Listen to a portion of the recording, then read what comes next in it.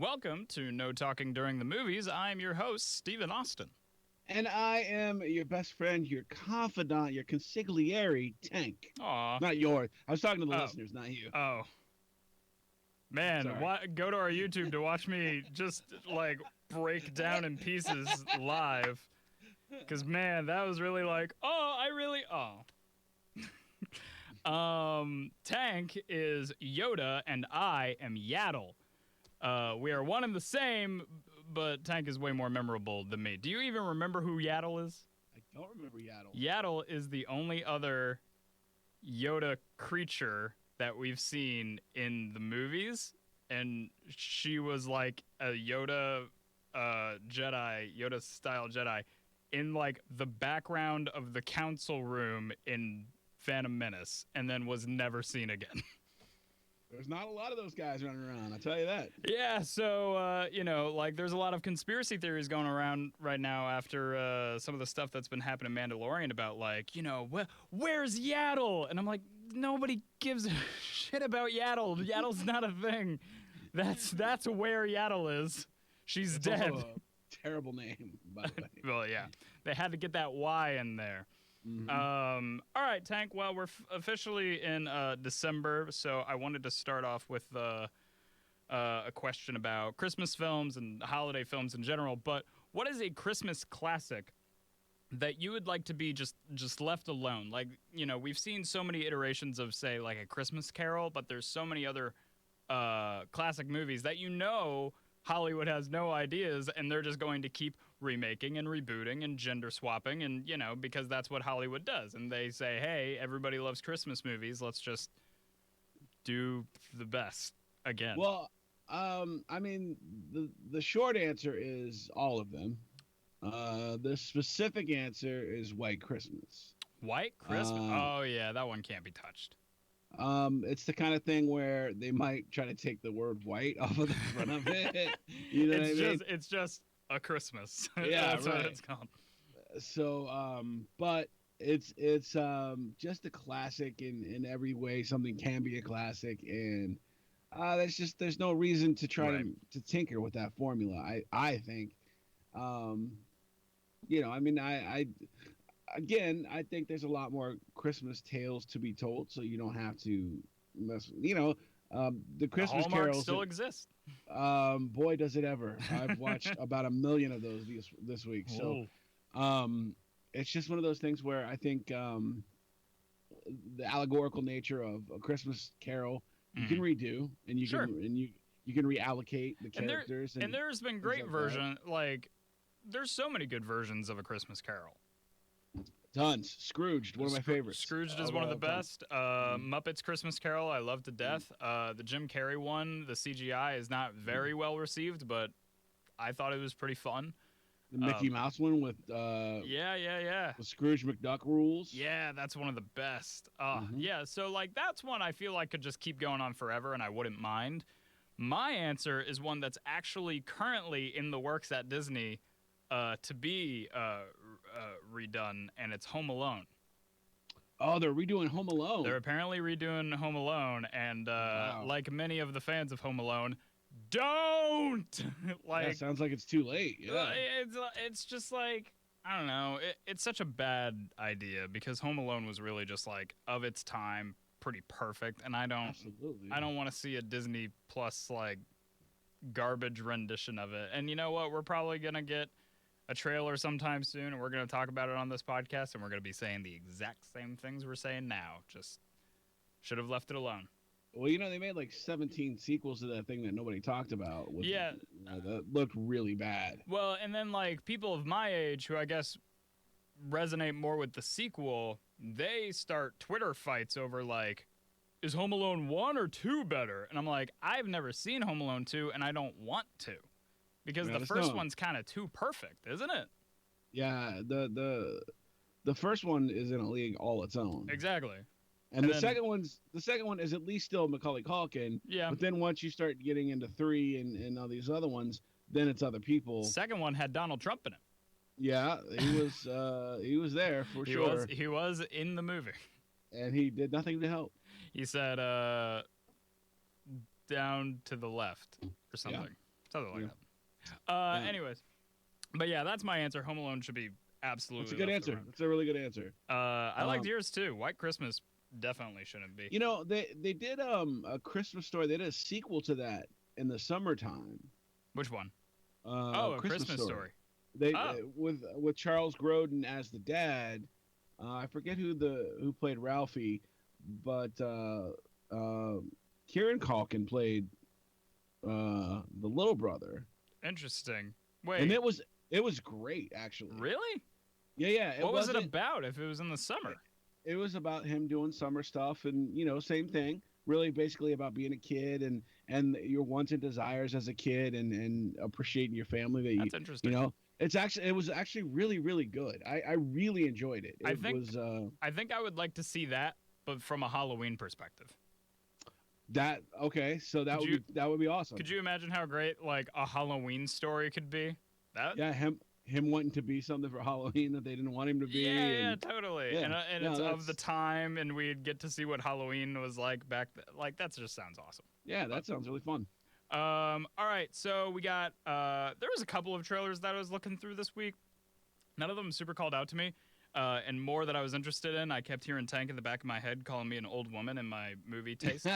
So I was like, I'm not even going to bother putting these on there, and I'm just going to put a movie on there that I don't know. This trailer, I was watching it, and I was like, ooh, like, I don't know if this movie is going to be amazing or awful, and it seems to be 100% up your alley. It's called The Marksman with Liam Neeson. Yeah, I gotta tell you, I love the violence. I love violence in movies. Of I course. love vengeful tales. I'm a big fan of that. Man on Mhm. Fire, A Man Apart, Marksman, all All man movies.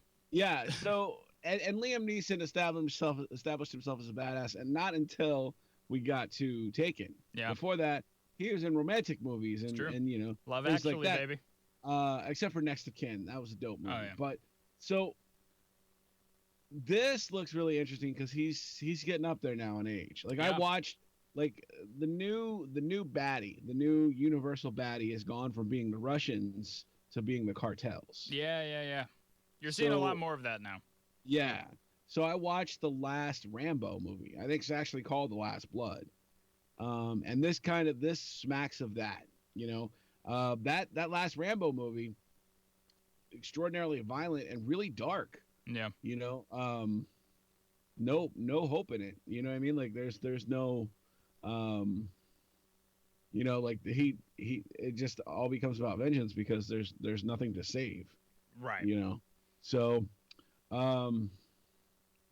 this seems a little bit different than that, even Yeah. though it's senior citizens against the cartel. Honestly, when I saw Liam Neeson, like as I was watching the trailer, I was like, why isn't this Clint Eastwood? Lenny's was way too old. Well, yeah, but I'm just saying, like, this is a Clint Eastwood role. Like, I'm getting Gran Torino vibes. You know what I mean? Yeah, and maybe in the end he has to go against his character from The Mule. I don't know. Yeah. Maybe it's an old man slap fight. I don't know. Oh my but, God, this is actually a sequel to The Mule, and we're just Yeah. gonna see Clint Eastwood at the end. Right. Rolling up in his brand new truck. I'm gonna need that kid. Yeah. By the way, But- Liam Neeson doing that Southern American accent, he I don't know. I couldn't do it. No, and that's one of the so Next of Kin is one of those movies that I love. It's a Roadhouse, it's a Right. Point Break, it's a popcorn movie, and he's in it and he plays a Southern guy, Liam Neeson, and it's hilarious because he's like, that was my little brother. You know what I mean? Like he can't get away from that. So it's pretty funny. But I remember watching him in what was that awful but occasionally funny Seth MacFarlane. A Million Ways to Die in the West. You remember him showing up in that one, and I was just like, why are you here? I'm sure he was asking himself the same thing. Yeah. Although that movie was really funny. I don't know. It had a lot of funny bits. Seth MacFarlane is really talented at making me laugh at stupid things, but I just can't keep up with some of them. Well, the plot was thin. No, exactly. It doesn't hold together as a good movie, but it was funny. It had funny parts. Exactly. It's like how Ted 2, all the best jokes in it were in the trailer. Also, we're in Family Guy, by the way. What, all the jokes? Yeah. Well, I don't ever remember Family Guy making that Sam L. Jackson joke. Do you remember that? No, I don't remember that. But that was killer for that. That sold the movie for me. I was like, that was funny, and then the movie was bad. I mean, did you like Ted 1? Sorry to get off topic real quick. Yeah, I did. I thought Ted 1 was good too. I was pretty high when I saw Ted 2, though. Moving on. Life. High on life. So Marksman, yay for you? I'm in. I'm definitely interested in a good revenge violence story. I think it really will be something that we're gonna watch it. We're gonna be like, this is bad, but I love it. Yeah, no, I hope so. I hope so. All right, so that's gonna do it for a trailer. What do you say we get into some news? Let's hit it. All right, so our first news story is probably the biggest one that happened this past week. I'm still kind of surprised that it did, but essentially Warner Brothers has come out and said, hey, our entire movie release slate for 2021, same day that it's going to the theaters, it will be going onto HBO Max. How does this not kill movie theaters? That's what everybody's saying. And like, you could still get the experience at a movie theater, but how many movie theaters are there going to be after this? I mean, I'm not going to do that. You know what I mean? Like, exactly. So for instance, there's a drive-in in town. Right. That's going to do some holiday movies. I've already got some tickets to some of those. Oh, that's great. But they're movies Christmas I've already seen. No, not Christmas Story. Love Actually. It's my wife's favorite movie. Do you like Love Actually? No. It's all right. It's fine. It's fine. I enjoy it. And I believe White Christmas is the other one we got. Oh, so it's literally a match made in heaven for you two, huh? Yeah, like I watch White Christmas every year at Christmas. That's perfect. But like, so I know that people will still go out to go to movies. Of course. And I know you've mentioned things like you want to go see this movie and that movie on the big screen. Wonder Woman was that. If I could save the money and watch it at my house, I'm probably going to do that. But that's the sad truth about it too. It's like, given the environment and the circumstances and the fact that I already have HBO Max and it will save me $20, you know, it's like, I mean, and these aren't, art house pictures. These are blockbusters. These are their big ones. Just to give you guys a taste, we've got Dune, which is probably going to be one of the biggest movies this next year. In the Heights, The Suicide Squad, the Tom and Jerry animated film, Godzilla vs. Kong, which I forgot was happening, Space Jam: A New Legacy, which I also forgot was happening, a Mortal Kombat reboot, and The Matrix 4. Just to name a few. The Matrix would have made $1 billion. Yeah, exactly. You know what I mean? Like, and it'll probably still make some money. Oh, totally. Probably worldwide, but I think this is just going to bump HBO Max to a staggering degree. HBO Max was almost a joke this year when it came out, where people were like, what is that? Like, why? How can I get it? I mean, HBO Max is still not available on Roku.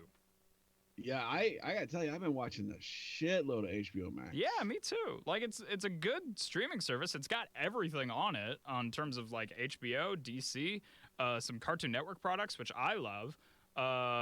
Studio Ghibli, which I've tried to get you to watch some of those. Like, it's got everything, and not many people were getting onto that service. And I think after this announcement, many more will be getting onto that service. I don't know how you don't. I mean, I honestly don't know how you don't. It's like, I'm going to pay this amount for the year, and I'm going to get to watch every major blockbuster from this studio the day it comes out. Like, that's...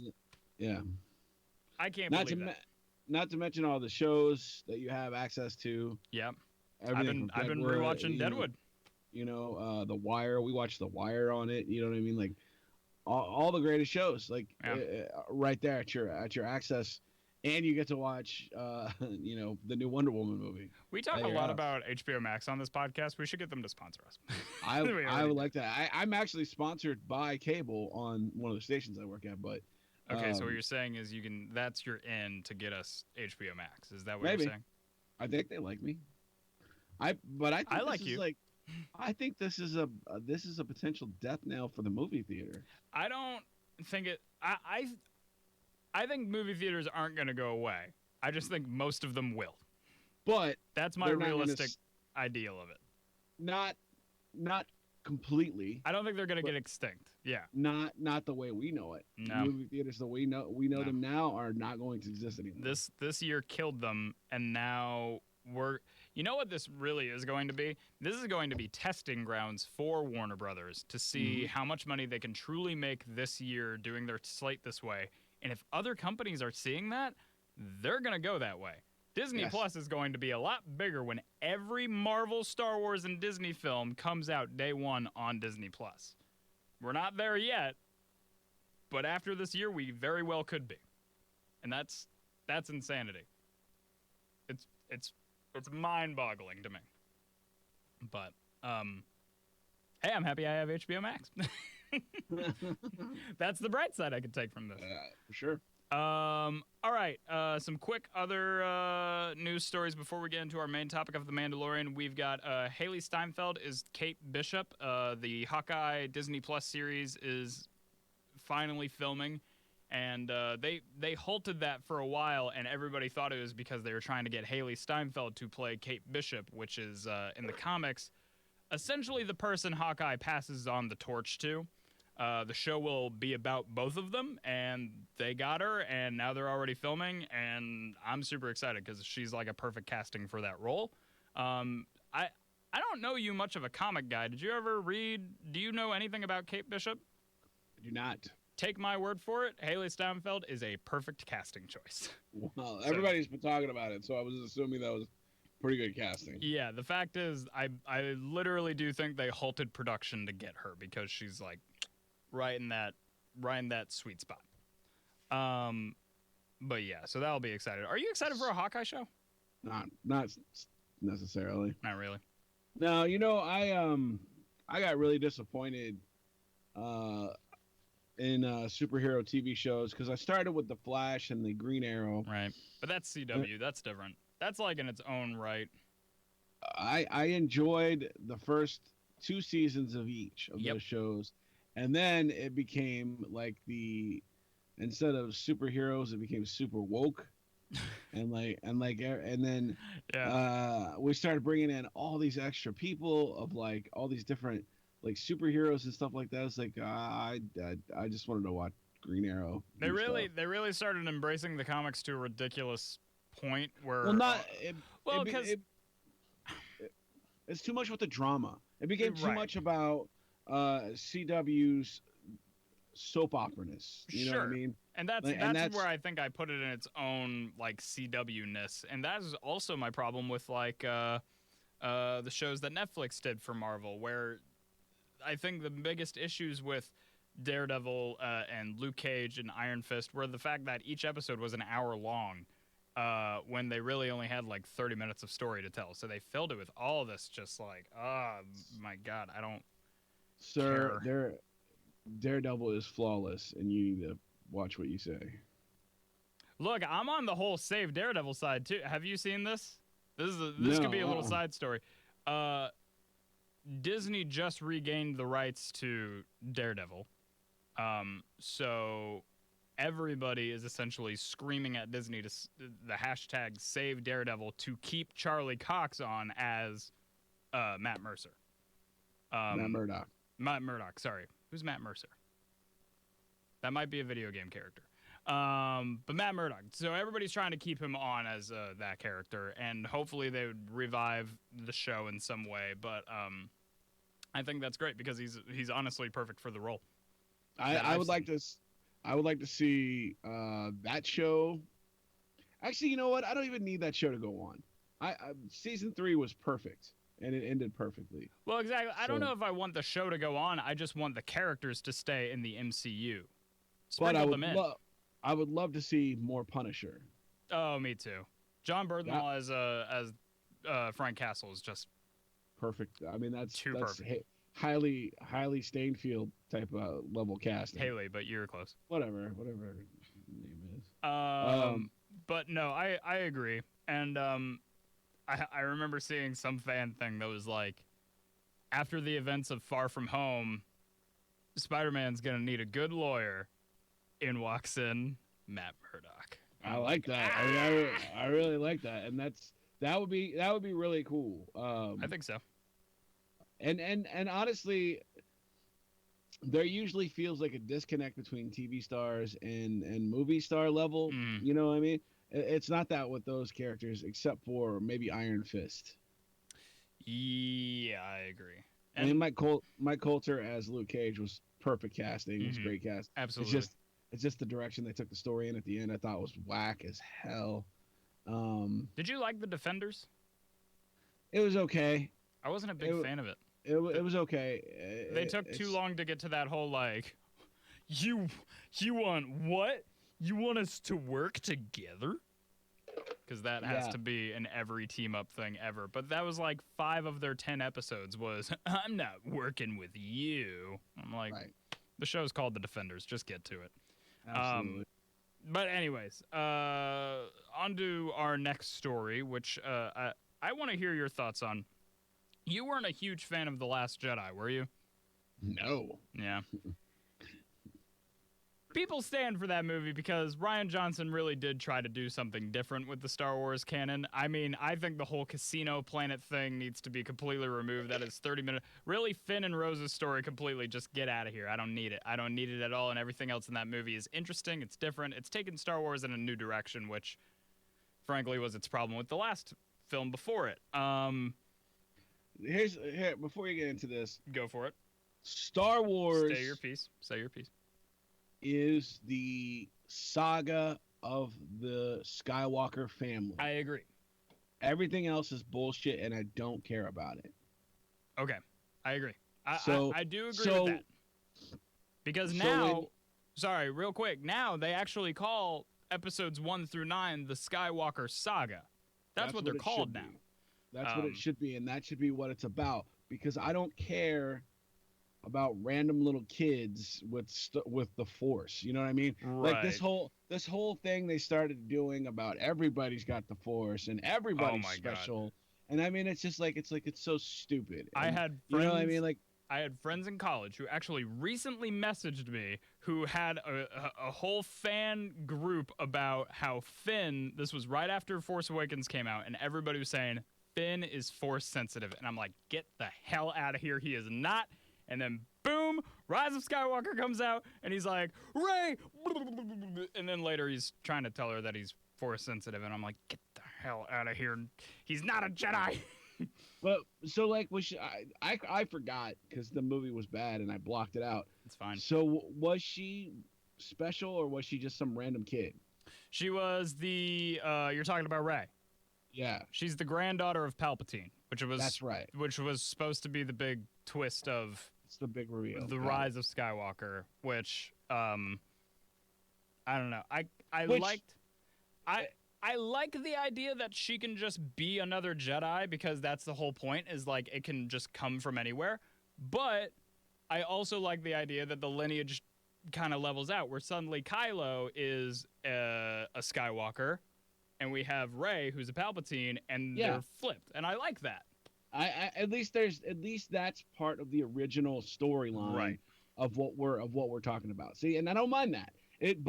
And I would never condone the way that the Star Wars fanboys treated all the actors in the movie. Oh, of course. That was disgusting as- and it's so cowardly. As much as I don't like Rey and Finn's story in The Last Jedi, people really went hard on the actress who played Rose. It's not fair to I her. said Rey, sorry, Rose. It's not fair to her because she just played the No. character. She's not. Even the actor who played Jar Jar Binks, he was just doing direction, and yeah, Doing he a was job. asleep. And now, and honestly, what I love is on the set with, I think maybe it was after the events of Phantom Menace. I think George Lucas, after all the backlash to Jar Jar Binks, he came up to the actor and he said, give them a couple of years, they're going to love you. And now there's like a huge resurgence of love for Jar Jar Binks, especially from people my age who kind of grew up with those films and saw them as exactly what George Lucas intended, a fun kid-friendly character. And I have a feeling Rose will be that one day too. We're definitely not there now, and the internet's so toxic that it's just unacceptable. It's not fair to the person playing the role No, who's excited that they get to be in a Star Wars movie. that's the other thing. Like, it's not their fault that the plot is shit. You know what I Yeah. mean? Like, it's just that's sometimes it be like that. Absolutely. And there's no reason to take it out on that actor. You know what? I shouldn't even take it out on the writer. You know what I mean? It's No. like just chalk it up to, hey, that was a bad movie. I didn't like Sure. it. The end. Go on with But it. Go on no, about your Tank, life. it's not the same. It's Star Wars. It's Doesn't matter. it's perfect. It has to be perfect, Tank. It's Doesn't Star matter. Wars. We could sit here and pick apart the original 3 too. Yeah, it's true. But If we wanted to. I mean, there's just no reason to try to, it's a disgusting way to treat people, and Yeah. I don't understand it. And as much as I was like, okay, this is a really, especially considering how it didn't impact the finale at all. No. It was a ridiculous choice, but you know what? It's their choice. It's their movie. Yep. You But know what I mean? so this is the conversation that came up recently, and I want to get your opinion on this. This is Mm. Ryan Johnson. Do you remember the scene in The Last Jedi where Yoda visits Luke?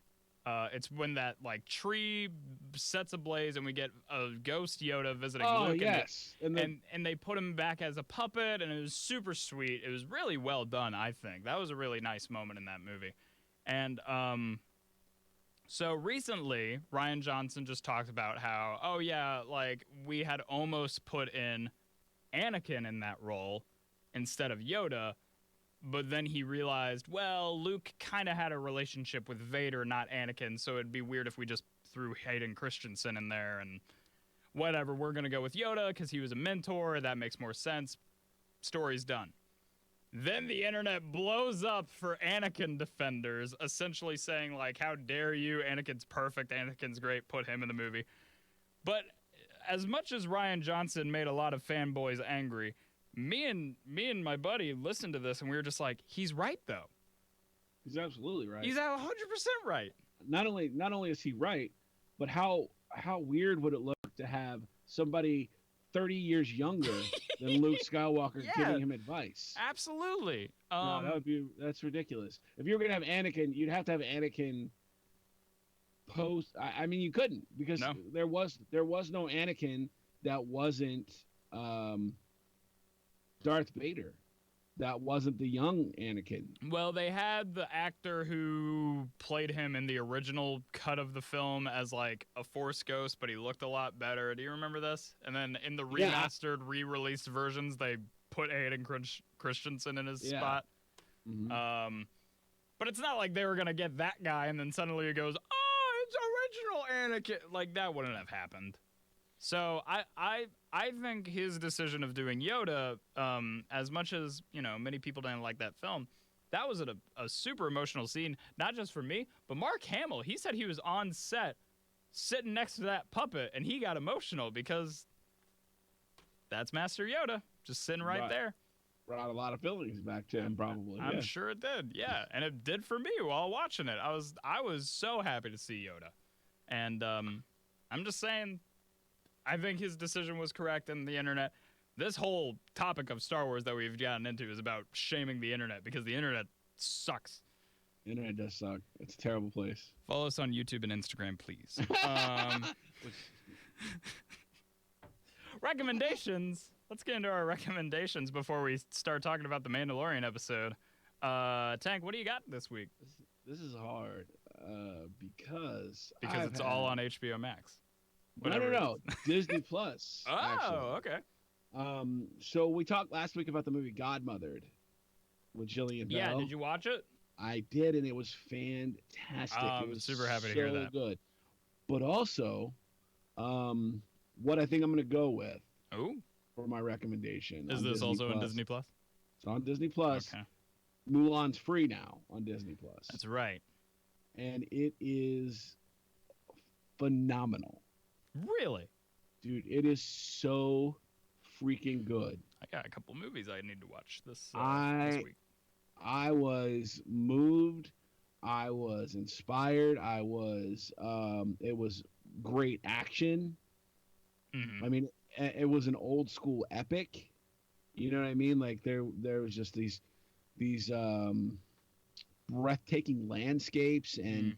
big battle scenes, and some of the stuff you remember from the cartoon was in it, but it didn't feel like a remake of the cartoon. And in the Chinese culture, Mulan is actually a fable, a Right. fairy Yep. tale. Not a fairy tale, but a fable. It's like a myth or a And legend. but some people say it's real. Hmm. So this feels more like making that movie as opposed to remaking a cartoon.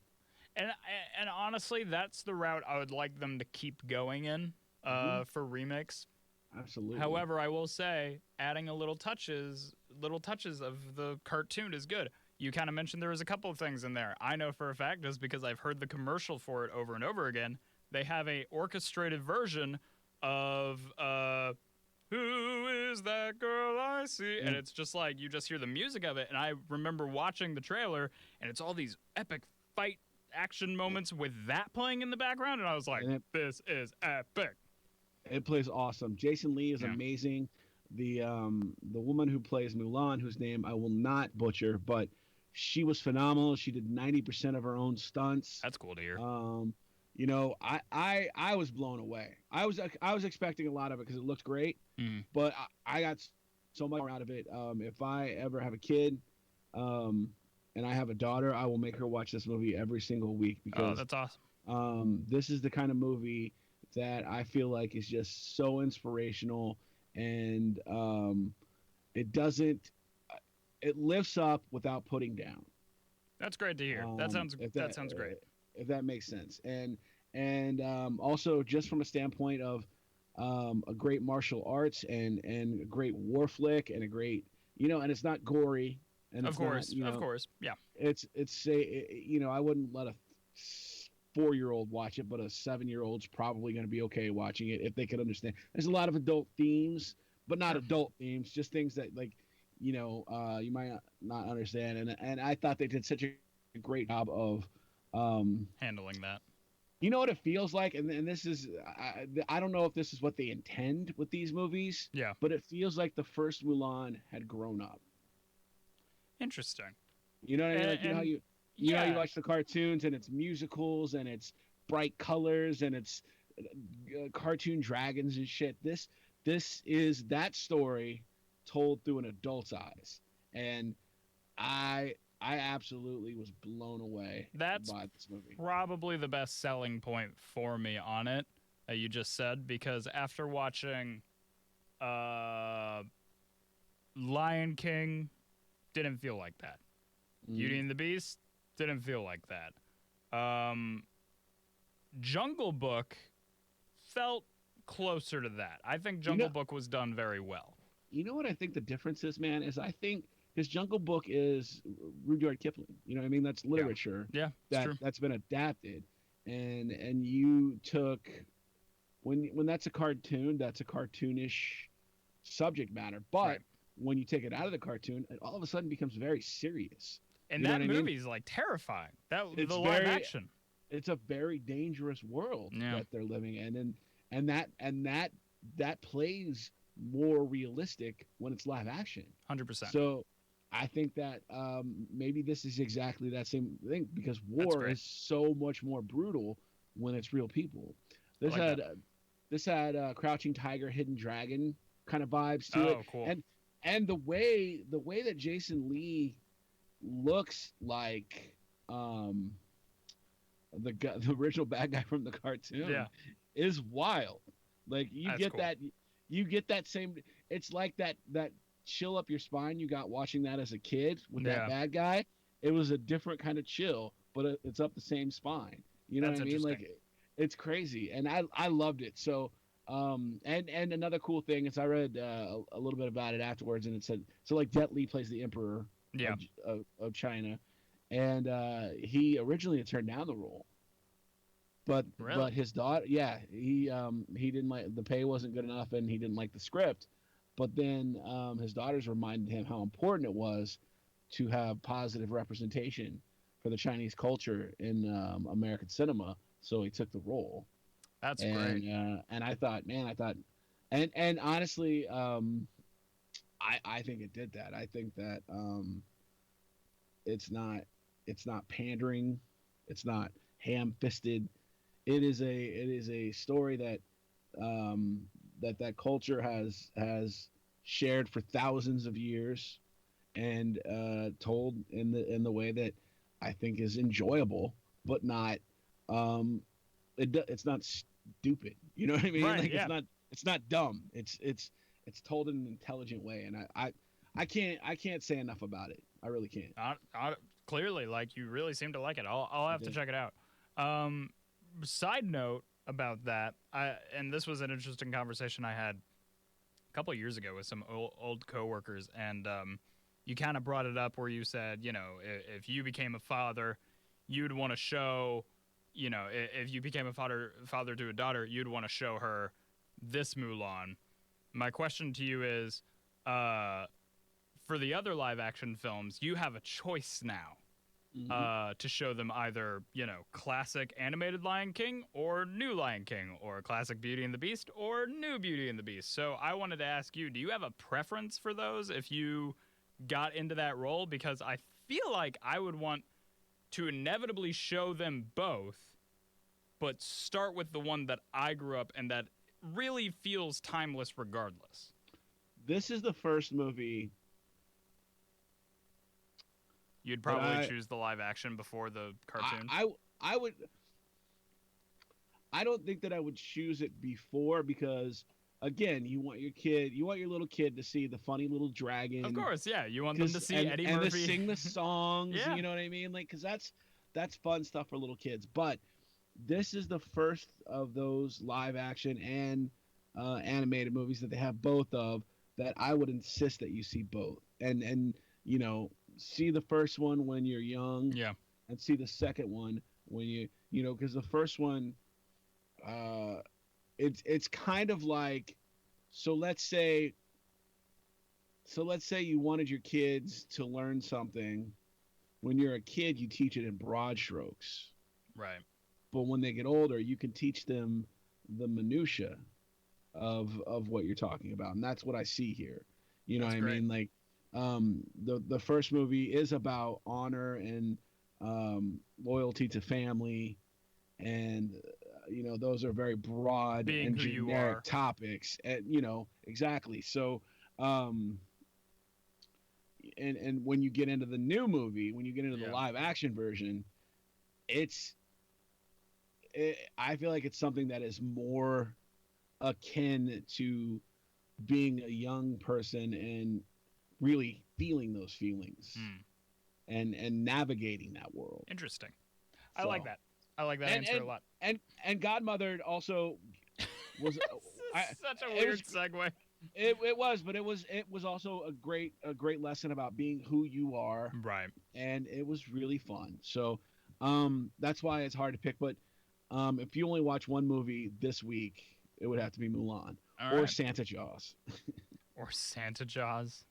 I think Yeah. I saw I think I saw your Facebook post about that and I just said, God no, and I just kept on scrolling. There's a whole subgenre of movies about sharks. It's unbelievable. Yeah, I'm not surprised. Jaws, what have you done to modern culture? All right, my recommendation is honestly after watching some of the last Mandalorian episodes, I just kind of wanted to see modern Star Wars, but just visually appealing Star Wars. So I decided to watch Rogue One again, Hmm. and that is my recommendation because I'm not a huge fan of Rogue One. However, rewatching it, I mean, if you just love Star Wars, watch that movie because they have some of the best Death Star shots. I know people really didn't like how they did Moff Tarkin. Did you like how they did Moff Tarkin? I gotta be honest with you. I don't even really know. I saw that movie once, Oh, okay. so it kind of Give it a it kind of. rewatch. I would love to hear what you say about it now, especially after the Mandalorian content we've gotten. But that movie does, classic Star Wars on the big screen, and it's beautiful. And they brought Grand Moff Tarkin back to life in CGI, and people really didn't like that. And they thought he looked weird, but I thought he looked pretty good. I was really in that movie taken aback by like the walkers in the tropical setting. Yes, You know Scarif what I is mean? the planet, and it's like Yeah. sand stormtroopers, and the walkers have a different design because they're, they do a lot of classic love to Star Wars in that movie alone. And honestly, like, say what you will about the main characters and stuff, because I'm not a huge fan of them, but I love watching this movie. I, I thought it was better than any of the sequels or the prequels.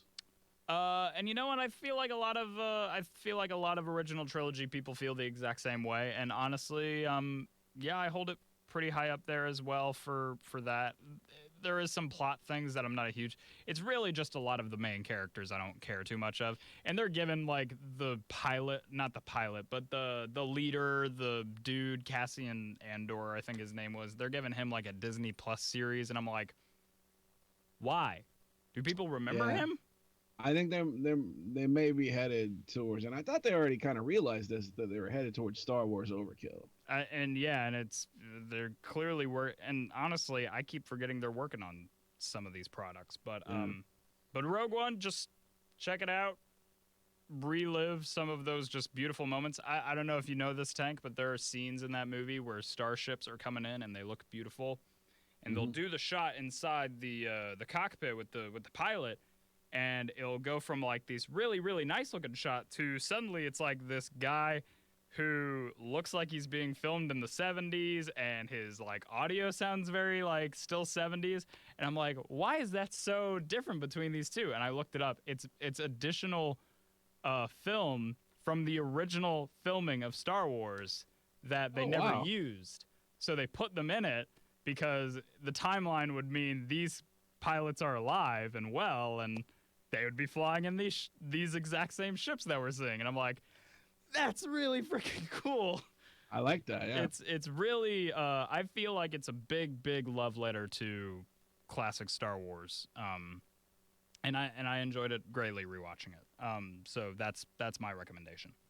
nice. But all right, so we're gonna talk about the new episode of Mandalorian. It's season 2, episode 6. I believe it's chapter 14. I could be wrong about that, but its title is a heartbreaking one because it already tells us way too much about the episode. But we're gonna go right into it. So spoiler warning: if you haven't watched it, leave, come back, and we'll converse about it with you. So spoilers. Here we go. The episode title is The Tragedy, which, boy, did it feel like it. Because, Sure did. man, you knew something bad was going to happen that entire episode.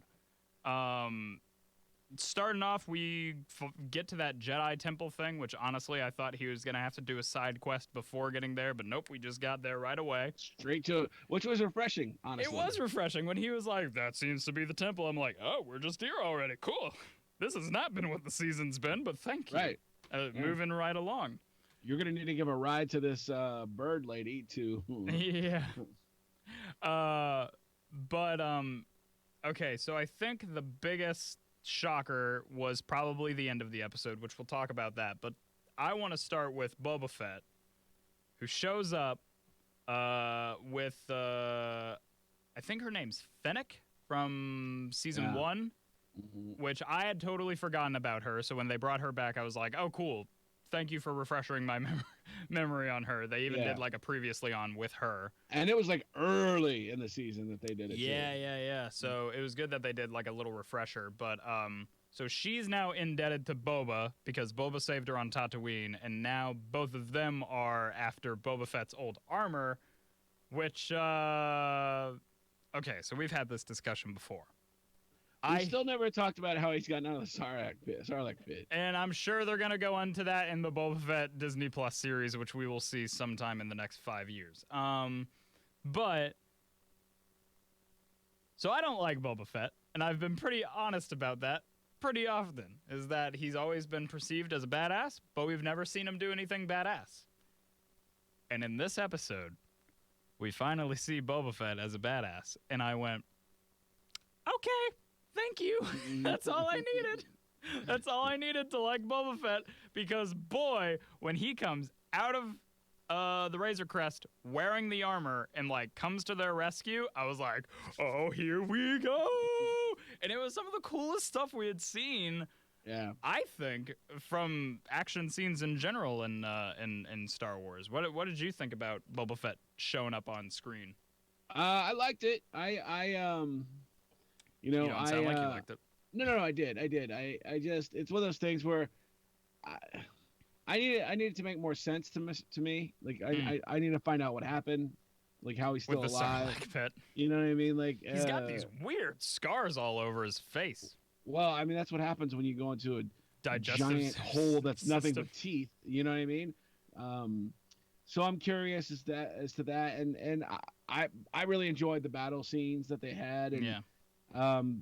it was exciting, and the whole time I was filled with dread. The whole time I was watching the episode, I'm feeling the dread. Yeah. You know, so as far as like not realizing why he was a badass because you never saw him do anything badass, I mean that's you gotta take everybody's word for it. Everybody in Star Wars says he's a badass. You gotta believe them. You know what I mean? But all I know is that he's a bounty hunter.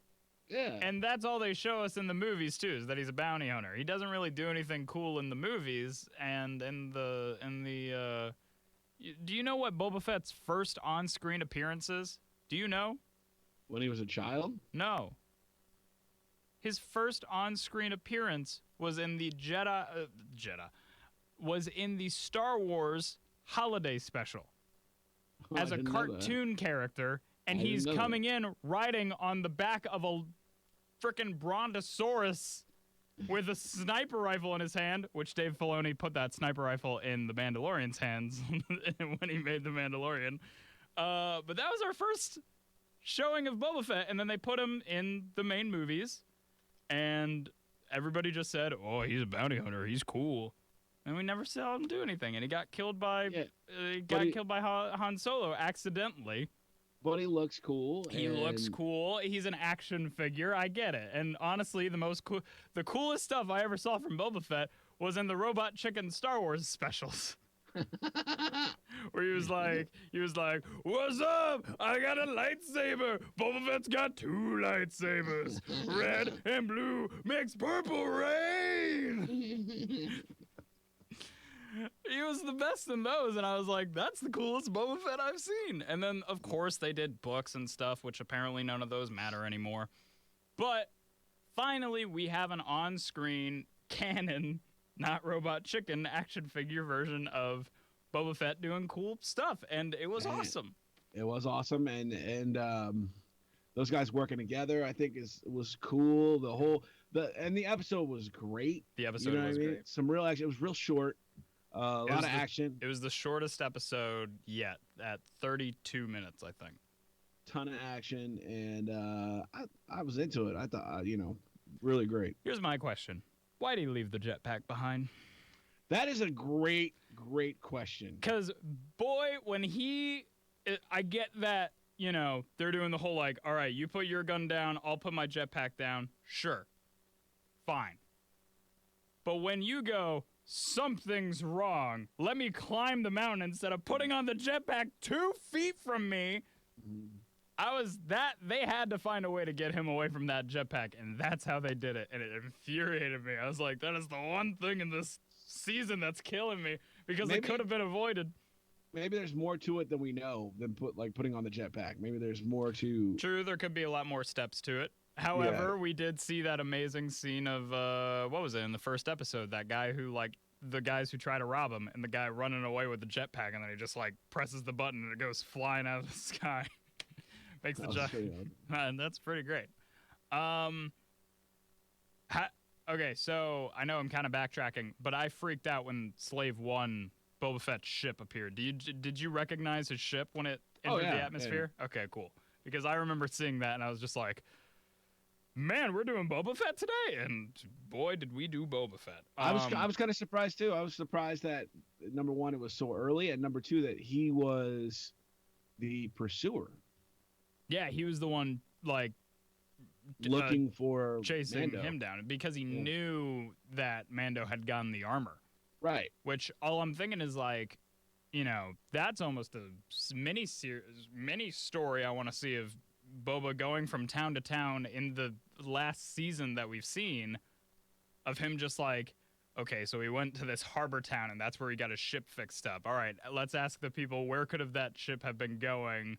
Oh, okay, so he's going to this, and then he asks around trying to figure out where did this Mandalorian go until eventually leading him like right behind it. I think that story would be cool to see because it's just more intrigue with Boba Fett, I'd like. But speaking of ships, I may have cried when the Razor Crest got blown up. Cause boy was I like, he just got that fixed. And it's gone now. Like there's no salvaging that. Nah, there ain't enough Bondo in the universe to get that thing going back. Yeah, that was bad. That broke my heart. It's just a ship, honestly. But, Star Wars has characters connected to their ships. You're not wrong. Yeah. You're not wrong. There's not much of it in like the prequels, but in the cartoon shows they're connected. Han Solo and the Millennium Falcon is a tale as old as time, and they push that into the sequel trilogy pretty hard. And I'm glad. To me it's a good thing because now I know that the tracker is off of them. That is true. That is true as well. That was my thinking, but that doesn't matter. Yeah. It doesn't matter now. Because little baby Yoda, our boy Grogu, is gone. Gone. Oh, it hurts so much because you knew it was gonna happen. The moment I saw the title of the episode, I was like, Grogu's getting taken. And him continually leaving him by himself up there. Well, arguably, I was like, sure, this makes sense. He's gonna go, defend him. But I wish he would have, like, what is the oldest thing we've heard from Star Wars? Stay on the high ground. Yeah. Because that's how Obi-Wan won. So get up there, Mando, and just stay there. And just shoot down at the stormtroopers coming in. Plus, when you're outnumbered, you don't go down to where they have you outnumbered. You stay where you're... Right. Because that means it's easier to take your position up top. There seems to be a lot of tactical things he could have done better in this episode. Absolutely. Like keeping that jetpack. Everybody makes mistakes. And... this was his biggest one ever. They knew what they were doing. The Empire knew what they were doing, and they got my man, put him up in a little shackles, but he was up there using the Force on him, knocking him around. Boom, boom. They kept that scene going for a while, and I was like, just keep going. Put it on the loop. I'll just watch him beat these stormtroopers up forever while Moff Gideon just stands there like, go on. I gotta be honest with you. I appreciate the fact, even though I don't like the fact that he got taken, I appreciate the fact that they didn't try to bring in somebody last minute to save him. You know what I mean? What do you mean? So, I was calling out to Jedi on that stone. Right.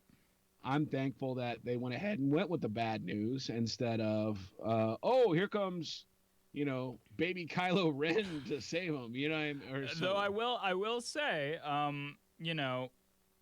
we didn't get to see what he saw while he was meditating. Absolutely. So there will be ramifications to that for sure. I think that was definitely, as much as I would have loved to see it, that was definitely the right thing to do to keep us in suspense. We're probably not going to know what he saw until probably mid-season 3. But he must have made some connection to some Jedi, and I'm sure that Jedi is going to try to come and save the day. Whoever that may be. But to save the day now, we have a plan being put together for a 2-part finale. I believe it's a 2-part finale we're going to get in the next 2 weeks because we got episode 7 and 8 and then we're done, which I still can't believe that because it's been... Sucks. Mandalorian has probably been one of the greatest things that this whole year has given us. Mm-hmm. So we've got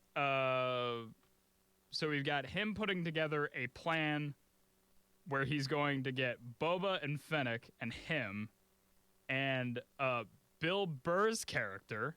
Yeah. which that kind of came out of nowhere, didn't it? That's exciting, though. And so they're going to get him in the next episode. So then they have a little crew together, and who knows how many other people they might get. They might have... Well, you're definitely going to have Action Jackson and Gina Carano.